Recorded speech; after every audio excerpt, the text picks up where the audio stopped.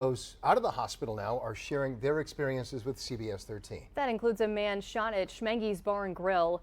As CBS 13's Brad Rogers reports live, he was with his friends playing in a cornhole tournament that his best friend had organized. Alan Nickerson Jr. and Joe Walker had been best friends for 35 years. As he says, they did everything together. Tragically, Alan lost his best friend that night here at Schmenge's, and he came dangerously close to losing his own life. Pop, pop, pop. That's when reaction hit. Everybody went everywhere. I just went to the ground, and I turned back, and I see him, the gun's at me. He fires twice. One hit me. As Alan Nickerson held his wound to try to stop the bleeding, the gunman kept firing. I would have told you he was in there 15 minutes. And apparently, I learned he was in there 30 seconds. Never been so scared in my life. And then out the door he went. He says that's when people started yelling for help. Alan called out to his best friend, Joe Walker. When I didn't hear his name yelling back at me, I knew then.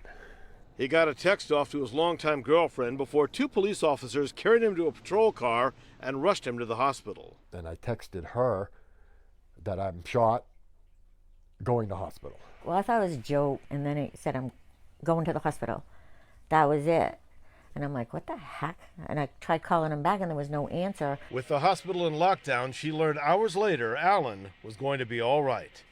Alan recalls seeing the gunman before at Schmenge's. I've seen him at Friday tournaments. I never knew his name. He needed help. He looked for help. He didn't get it. But I'm angry for what he did. He also knew several members of the deaf community there that night who had no warning that shots were being fired. 4 of them died, including his friend, Bill Brackett. I feel so bad for all of them. Poor Billy, his family. I was at his wedding. He just had a baby. Alan is hopeful he'll recover. As for the loss of his longtime friend Joe, that wound will take even longer to heal. Keep an eye on us. We went skydiving together. Their friendship, he says, brought out the best in each of them. Joe became more and more social, more and more compassionate. God, I'm going to miss him so much. Alan Nickerson has nerve damage in his left thigh. Doctors say they are hopeful that will change, but he says there's no guarantee. After what happened, he plans on marrying Tammy. He says he urges people not to put things off, to end that grudge, and to forgive someone. Greg?